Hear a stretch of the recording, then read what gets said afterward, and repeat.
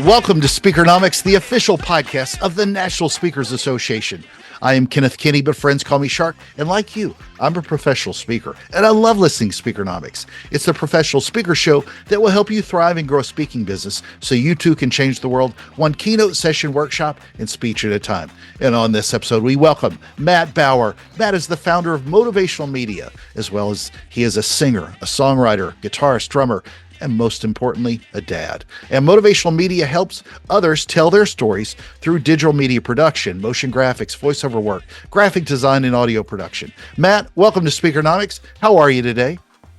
Thank you for the welcome, Shark. I am great today because I am on your podcast and I've been looking forward to it. So thank you for having me on. Absolutely. Now, to all my speaking friends, what kind of video stories are you motivating others to tell about you? Whether it's your demo reel or your social media or any other video clips, you're leaving this digital video footprint that helps tell your story. But it's not just turning the camera on and hitting record. There's so much more that we should be thinking about with all of our video clips. And before we jump in, make sure to go to speakernomics.com. That's where you can find the tips, insights, and knowledge to help you become a better speaker, build a better business, and get paid to speak. Matt, let's dive in. So when we think of video, we often really just think of taking a keynote, maybe breaking it down into a demo reel. But when you're thinking about video and hiring a videographer or a video editor, what else should we be thinking about with getting video at an event? Well, I think it comes down to, what's the end goal in someone viewing this video or viewing a sizzle reel or demo reel or preview, whatever you want to call it these days. The certain check boxes that those folks might have. Obviously, they want to see what it's like from an audience point of view, because that's what they're hiring for, is what experientially am I going to get when I hire this speaker. And so it's more than just, a camera in the back of the room or just even a couple of cameras just here and there. There's a certain way to capture speakers that I've kind of honed for the last almost 10 years now. That's kind of different than just setting up a camera in the back. And I think it really does come down to capturing the speaker versus filming the speaker, if that makes any sense. It's capturing that experience versus featuring that experience, if that makes sense. Well, let's dive into that a little bit more, because obviously when I go up on stage, I look ridiculously amazing. I just hit record with an iPhone and then get this blurry mess that I'm scared to look at later. But what do you mean by capturing? What is capturing as opposed to filming? So capturing is, there's certain angles that I will get a plethora of angles. Not just, we need, obviously, full room, show the depth of the room, show the people in the audience, just kind of atmospherically, kind of set the stage there, so to speak. And some interesting angles, like on the sides, or maybe a little behind the speaker. Like there's some interesting angles to create a presence, a feel of a presence of the speaker, and give the audience just kind of a little bit, depending on where I'm filming from, because I'll just give you a little bit of rundown what I do. I'll set up multiple cameras, kind of fixed on the stage, unless you're a speaker who likes to go out in the audience, and those are the super fun ones, because then I get my steps in that day. And so that's a different kind of capture, which I love as well. And I'll be running around with like a gimbal and a professional camera, and just kind of capturing more of a cinematic view of the speaker, and more of a storytelling. I'm telling the speaker's story and authentically who they are. I'm conveying that. That's my job. And that's what I think I do best, is capture the authenticity, which is why I kind of, in addition to doing, filming a keynote, like I'll sit down with the speaker and do a one-on-one interview, because you can capture so much, kind of not necessarily behind the scenes, but, with the curtain kind of dropped. It's just, it breaks down that wall between presenter and audience and just has everybody on the same level. So these are the multiple things that you would capture to capture a speaker, as opposed to just, kind of statically filming a speaker. Yeah, and that makes sense because I had a photographer a couple of years ago who did photography and video for me, was telling me after when I looked at the video, they said, "Well, see, that's where your good side is." And it made me think a little bit about it. And really, not I didn't know that I had a good side, and Yeah. I just thought I had a big round side was all I had. But then I started to worry. Wait, what is my bad side? And that sort of crept into my head. But when we think about hiring a videographer, this one's near and dear to me as well. What should somebody be thinking about? Because there are a lot of people with a DSLR or some sort of video camera that call themselves videographers and photographers all day long, and Sure. they're different than the ones that know how to work with speakers. Yeah. So yeah, and let me think for a second on how to how to answer this. So yeah, so if you're going to hire someone locally, they're going to generally, if they're not used to filming speakers, it's going to come out a little bit differently than if like someone like me were to film. Like, I'm getting all kinds of angles because I think it's important to capture shots that any particular audience member would see, whether they're in the front row, the back of the room, the back and the side, and all that stuff. So I'm getting all those points of view just for variety, and also for ambiance. And so depending on the speaker, this is why like everyone's different. Like, I may frame something a little closer if it's a more intimate sort of point that they're making, or if it's just an intimate subject matter versus, I don't want to say sales and leadership isn't intimate, but generally those are those are a little less so than someone who's talking about maybe DEI or even just workplace improvement, as far as treatment of your employees or anything like that. A lot of that stuff starts from internal. It starts from an emotional connection and ability. If I'm a speaker, like trying to speak with an audience about that sort of stuff, that's where it starts, and therefore it is more intimate to me. So I'm going to film a little bit differently, which will eventually come out in like a sizzle reel or wherever you're going to use the footage. That will come through versus, again, like a static shot, back of the room, side. And that's fine for like viewing the content if you're just viewing the content. But if you're being engrossed in the content and immersed in the content, it's got to be filmed a little bit differently. Yeah, and it's to me, honestly, it's like you don't hire just a photographer for a wedding. You hire a Correct. wedding photographer Correct. because they know, as you just said, how to frame it a little bit differently. Mhm. And Yep. I think that's really important. Oh yeah.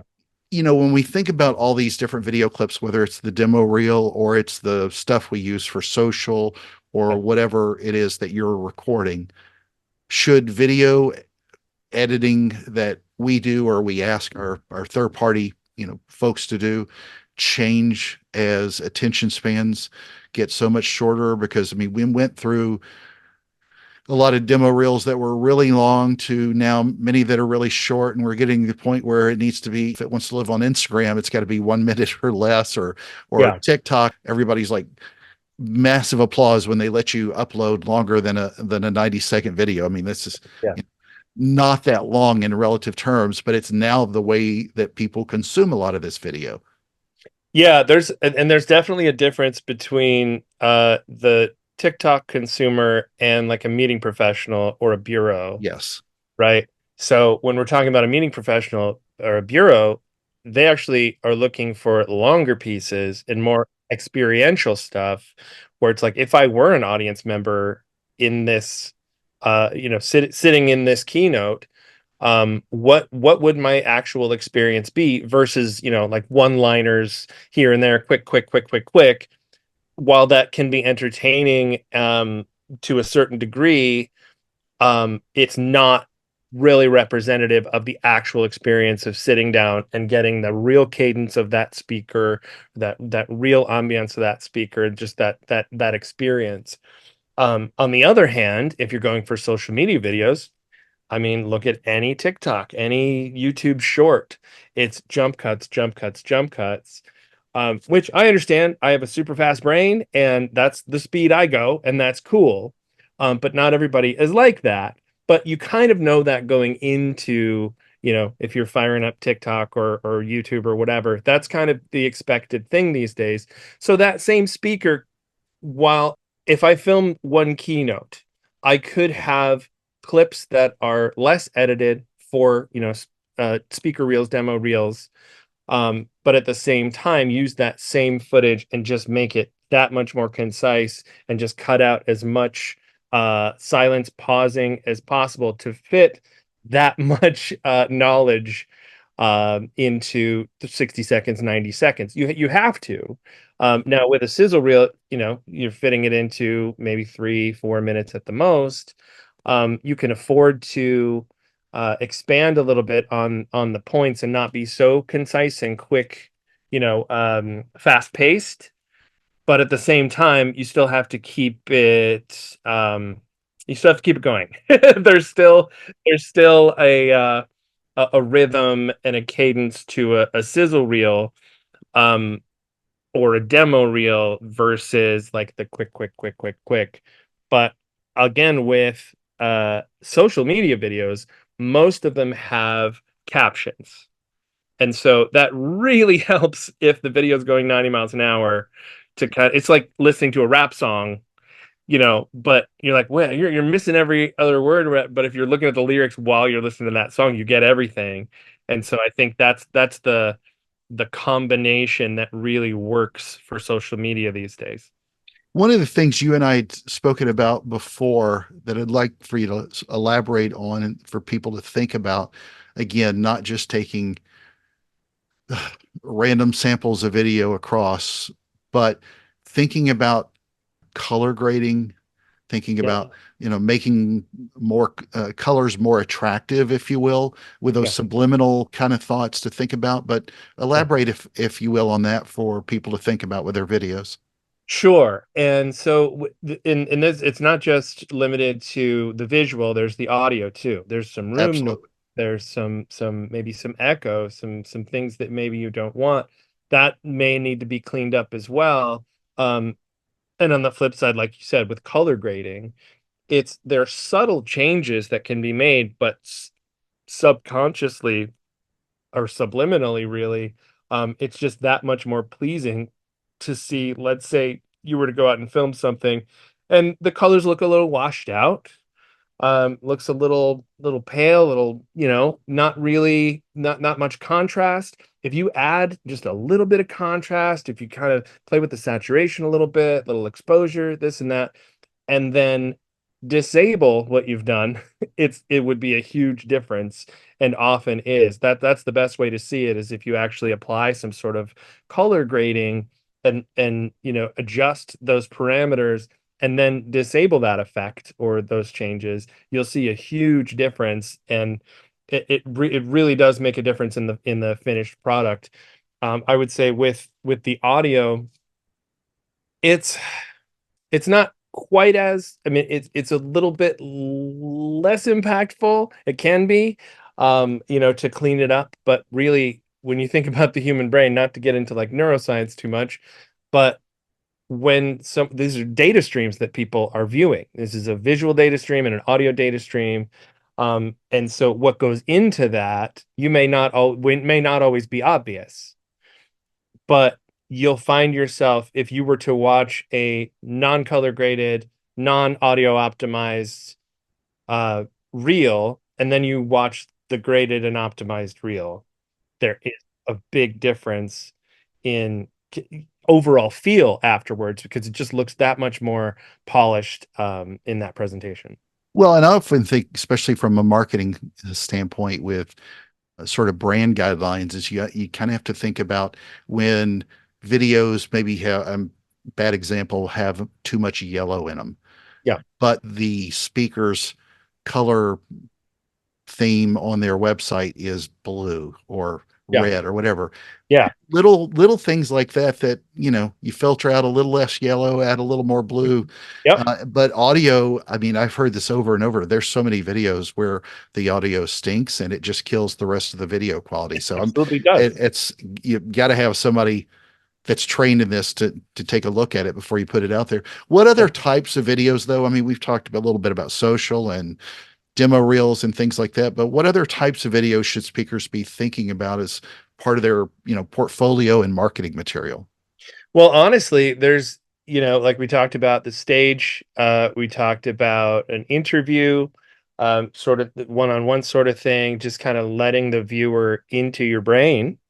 And just really that solidifies the know, like, and trust trifecta that we're all kind of aiming for when it comes to not necessarily just sales and bookings, but just relationships, and closeness with your audience. And I personally feel when I know that someone's being authentically themselves, and when they are the same person on stage and off, I'm sold. Like I'm there. You're real. I can let my guard down and work with you, you know. But as far as different other kinds of videos, direct to camera is big. I think a lot of people have ideas for like online courses and trainings and things, and direct to camera is the most popular way to do that. But it's just a little bit of planning that's required, and then you make yourself a kind of a curriculum or a course outline, and then you can just film 3 to 5 minute videos of yourself, for that series. And I think that's the key these days, because we all have squirrel brains. 5 minutes, 3 to 5 minute bite size sort of lessons and things. There's also videos you can make for current and future clients, or bureaus. Hey, my name is Shark. This is what I do. I would love to come out and talk with your folks about this. Here's what I'm about. Here's what makes me different. Just what I would call like a 90-second little brochure of yourself. Those are great too. And really video versus, like, if you were going to send uh an email out for outreach, for sales, for bookings, a video goes a much longer way. It's way more personal, and it shows that you've put that much effort into it. Like, hey, so and so, like being specific, and not necessarily, you can make like an overall, generalized, hi, welcome, and I'm so and so, please hire me. Or you can go, hey, so and so, I know you're looking for a speaker. Let me tell you about myself. Or if you have the gig already, hey, so and so organization, I'm really looking forward to coming out on June whatever and talking about this. I'm going to work with you guys on this. I'm super excited. Go to shark.com to check me out. And I will see you there. That kind of stuff. It really, really puts you in a good position to be invited back to that event, if you are so desiring to do that. And if I only bought that website, some I know, right? some Australian golfer stole it from me. Oh That's yeah, Greg Norman, another right? story. Yeah. But one of the things I was thinking about with video, I saw this just recently on somebody's site, and this is a perfect example. You can play around a little bit, especially if you do some humor in any video, like a demo reel. But a lot of times they want something more that's not a comedy routine. And so Yeah. for me, people like me that used to do stand up 100 years ago, I want to play around with a little bit of humor. And I was on somebody's site and I thought, well, this is an area where I could do it and let my words breathe a little bit with some more fun, is in the sort of about me section.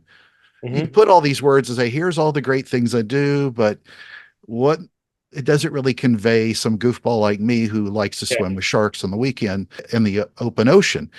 I can kind of sit there and do that in a narrative and play on the about me section and have a little bit of fun with it. And that's a much better way to make people like, know, and trust you than just reading a bunch of words that make no nonsense. And that's not a super hard video to create. I mean, look at what we do with the Zoom virtual backgrounds and things like that. So Yeah.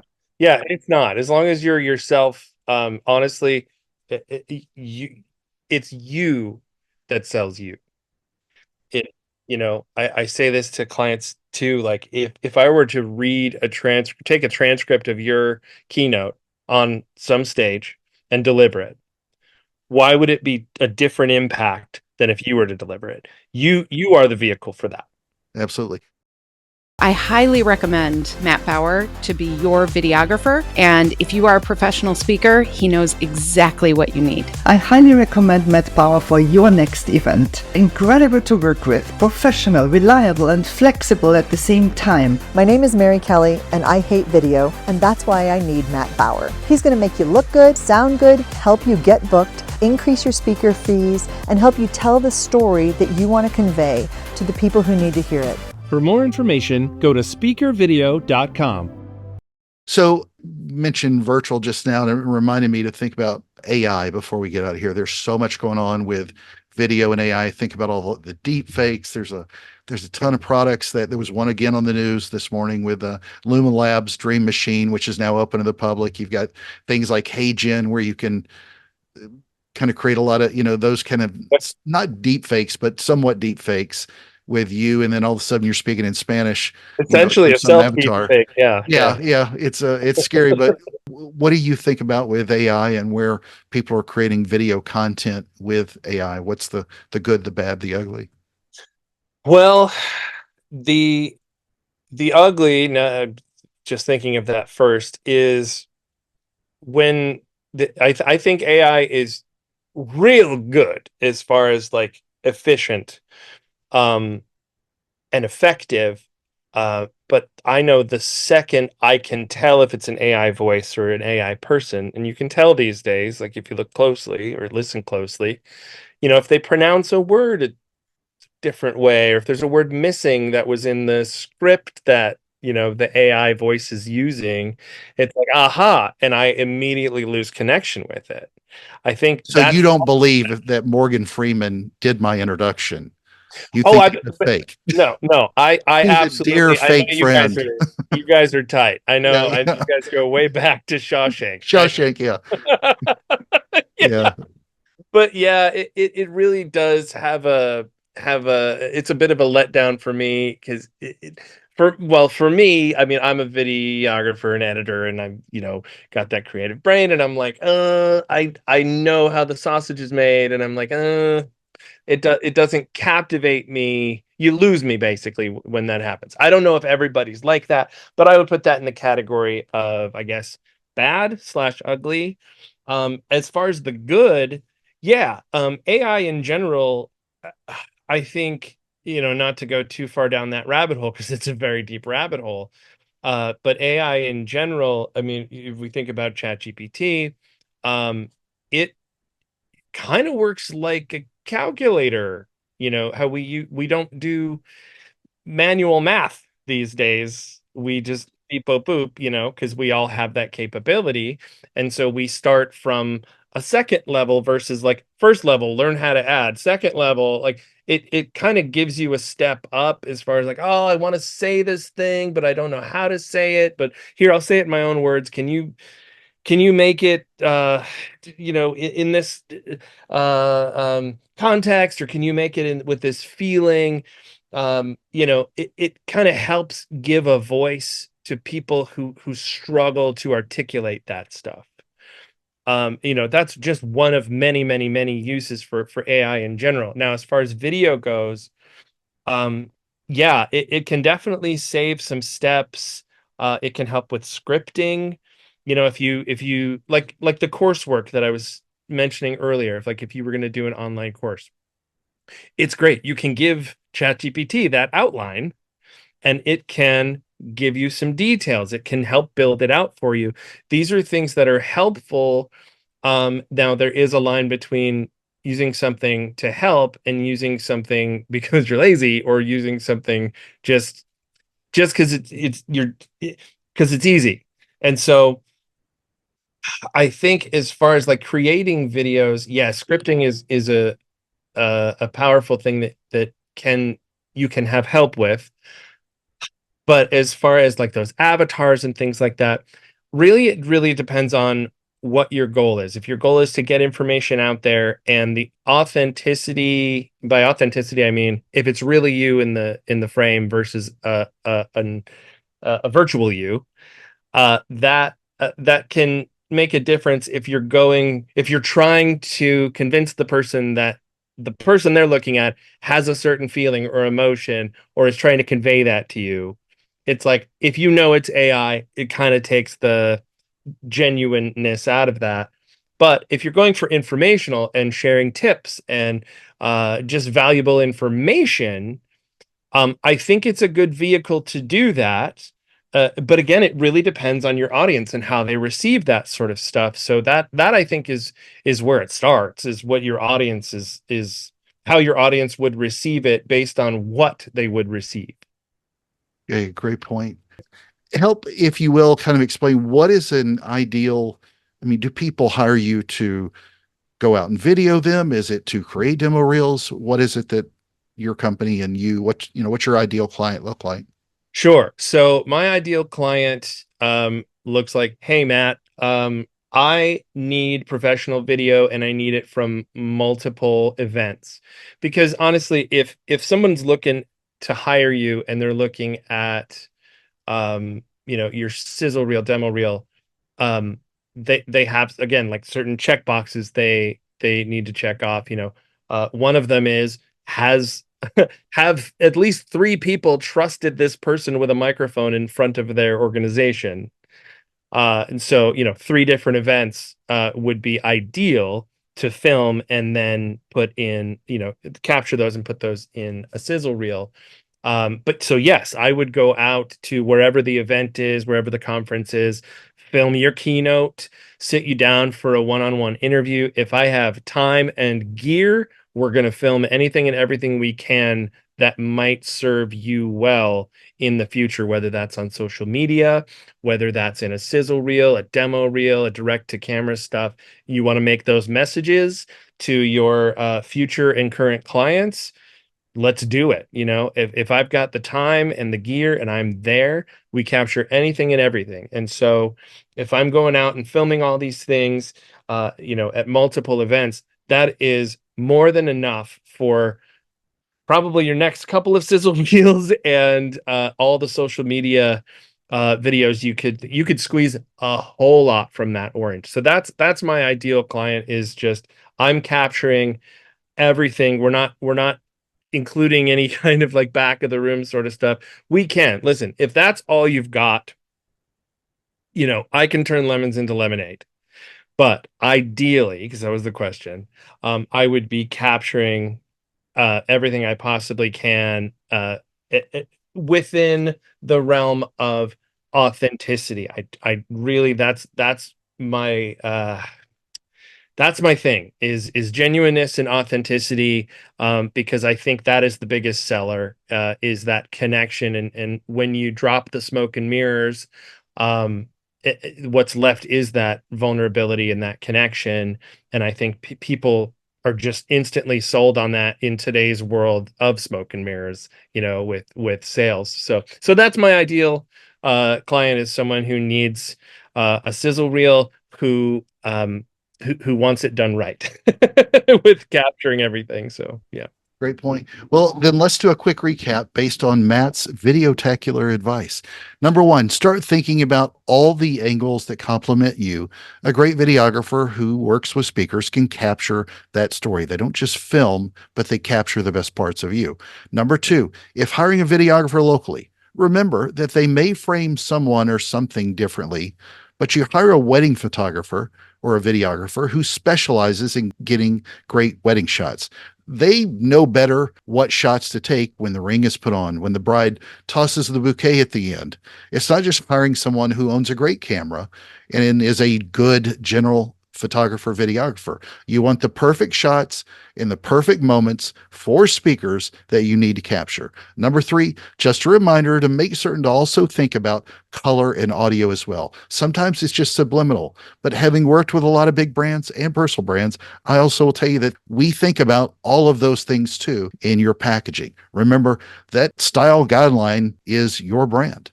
Matt, I'm looking forward to seeing you at Influence. Any closing thoughts before we get out of here and go tell a video story of our own? Yeah, for sure. And yeah, speaking of Influence, I will be there. I would be filming everything on the main stage, but I will also be available if somebody wants to do a sit-down interview. We can schedule that. I've got slots available. And if you want to talk about a sizzle reel or strategize on anything video, I'm open. Go to speakervideo.com. That's my website. And yeah, get in touch. I'm happy to chat with you about any video needs you would have and any way to best represent yourself in media. When we're at Influence, if you can find one, try to get a good shot of me from the right side. I'm not sure what it's probably the other side, but in a different room, but work with what I got. All right, friends, make sure to join us at speakernomics.com and let your voice be heard.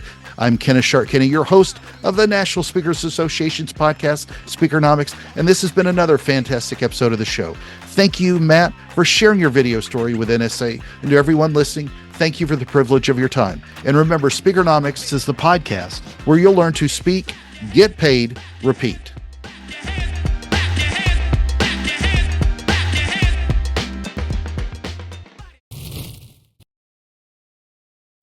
Attention all professional speakers. Are you ready to elevate your career? Join us at Influence 2024, the premier event of the National Speakers Association, happening this August 3rd through the 6th at the Gaylord Rockies Resort in Denver, Colorado.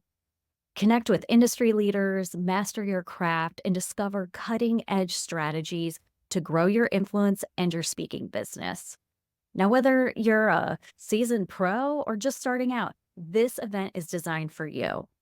Now, don't miss out on this transformative experience and register now and be a part of something extraordinary. Register at influence24.nsaspeaker.org.